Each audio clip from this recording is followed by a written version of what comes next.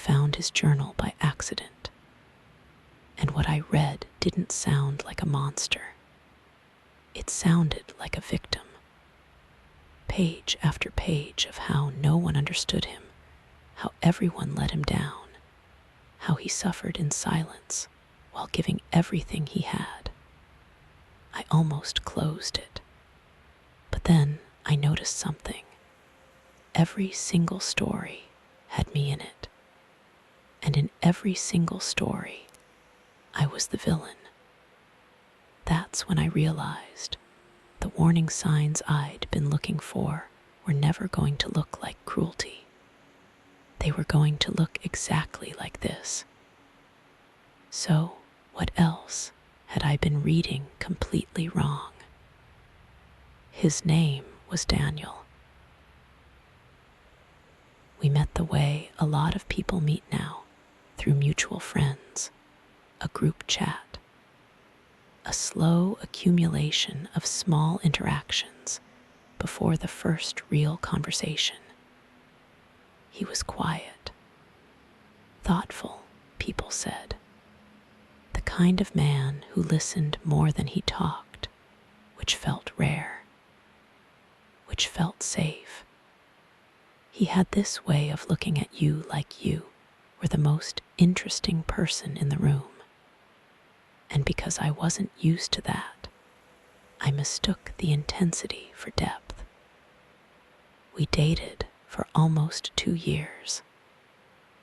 And for almost 2 years, I felt like something was wrong with me. Not wrong like sad, wrong like broken in a way I couldn't locate. Like a sound you can't quite hear, but your body keeps responding to. I second-guessed things I'd never second-guessed before. I started apologizing in the middle of sentences before I'd even finished a thought. I canceled plans with friends and then couldn't explain why. I told myself I was stressed. I told myself I was growing. I told myself relationships require sacrifice and adjustment, and that what I was feeling was probably just fear of intimacy. I told myself a lot of things in those 2 years. The journal changed that. I want to be careful here, because this is where the story gets complicated in a way that I think most people don't talk about honestly. Because when I started reading it, and I want to be clear, I did not go looking for it. It had fallen open on the floor next to his bag. My first response was not suspicion. It was guilt. I felt guilty for reading it, which, looking back, tells you something already. But I kept reading, because the writing was beautiful, actually, genuinely moving. He wrote about his childhood in this understated, aching way. A father who was cold, a mother who was overwhelmed, a boy who learned early that needing things made people leave. He wrote about feeling invisible, about giving and receiving nothing back. There was one passage where he described himself as a well that everyone drew water from and no one ever refilled. I remember thinking, I know this person. I've been trying to reach this person. And then I kept reading. The stories started repeating. Not the same story exactly, but the same structure. Every entry circled back to a grievance, a slight, a moment where someone, a friend, a colleague, an ex, his mother, me, had failed him in some specific and unforgivable way. Each story was detailed. Each story had dialogue. Each story had a version of Daniel who was generous, patient, long-suffering, and a version of everyone else who was selfish, careless, and ungrateful. I found the entry about the night I'd had to cancel dinner because my sister had called me crying from 3 states away. In the journal, that became the night I chose my family over him again, proving, as he wrote it, that he was never actually a priority to anyone. He had written it weeks after it happened. He had been fine that night. He had told me to go, that he understood, that family comes first. He had said all the right things. And then, alone, he had quietly catalogued it as evidence. That's the part that stopped me cold. Not the anger, not the self-pity, the catalog. Because I realized it had been happening the whole time, and I had never seen it. Every time I thought we'd moved through something, every time I thought we'd talked about it and resolved it and come out the other side, he had kept it, filed it, stored it in this careful, private record of all the ways I had wronged him. And none of those versions of events quite matched what I remembered. But they were so specific, so precise. They had dates and weather and what I was wearing. They were not the writings of someone who was confused. They were the writings of someone who was building something.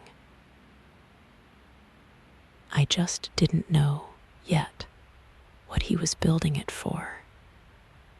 I started going back through 2 years of conversations in my head with that new understanding. The comment he made once, casually, about how I always made things about myself. I had apologized for it. I had spent days thinking about it. A friend had once gently pointed out that I seemed different around him, quieter, like I was always slightly bracing for something. I'd defended him. I'd told her she didn't understand him the way I did. She understood him fine. The covert narcissist does not announce himself. He does not shout or break things or call you names in front of witnesses. He does not fit the image you have been given of what danger looks like. What he does is quieter, and it takes longer. And by the time you name it, you have already done most of the work of convincing yourself it isn't real. He positions himself as the one who suffers. That is the entire architecture. Everything else is built on top of that foundation. The suffering is the alibi, the weapon, and the shield all at once. Here is the part that keeps people stuck. The suffering is real. That's what makes this so hard to talk about, and even harder to leave. It is not performed. Something did happen to him. Something probably happened a long time ago, before you existed, before you were anywhere in the picture. The wound is real. But the wound does not give him the right to use you as a bandage. And there is a difference, a very specific, very important difference between someone who is wounded and someone who has organized their entire identity around that wound and needs you to keep confirming it. One of them wants to heal. The other one needs you to stay exactly where you are. The signs look like this. He never quite celebrates your good news without turning it somehow. There is always a fraction of a second where something moves across his face, and then it's gone, and he is saying the right words, and you wonder if you imagined it. He does not compete with you loudly. He competes with you in private, and then acts confused when you feel the distance. He tells you vulnerable things early. So early it feels like intimacy, but looking back, it was more like a transfer. Like he handed you something heavy and then watched to see if you'd carry it. He loses interest in a conversation the moment it stops being about him. Not rudely, not in a way you can point to. He just drifts. And somehow you always end up steering back. When you are upset, the conversation always ends with you comforting him for how hard it is to hear that you're upset. That one is the one most people miss the longest. There's something that gets left out of most conversations about this kind of person. They do not think they are doing anything wrong. That is not an excuse.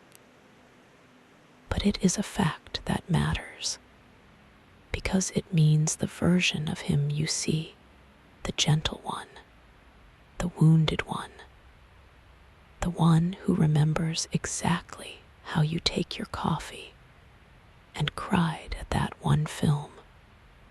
That version is not a mask. He believes he is the victim, completely, consistently, without doubt. And the cruelest thing about that is that it means you will never get the acknowledgement you are waiting for. Because in his version of events, it never happened. In his version of events, he gave everything he had. The journal wasn't a confession. It was just the story he'd been telling himself all along. The one where he was the only one who ever really suffered. The one where everyone who loved him was a little bit guilty. The one that was very quietly, very patiently being written about you. There's a particular kind of loneliness that comes after something like this. Not the loneliness of being alone. That part, eventually, is a relief.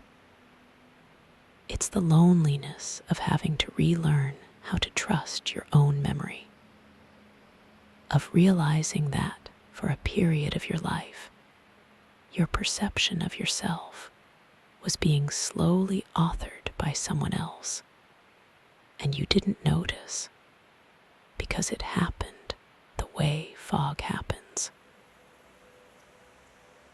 Not all at once, just gradually, until you couldn't see very far in any direction.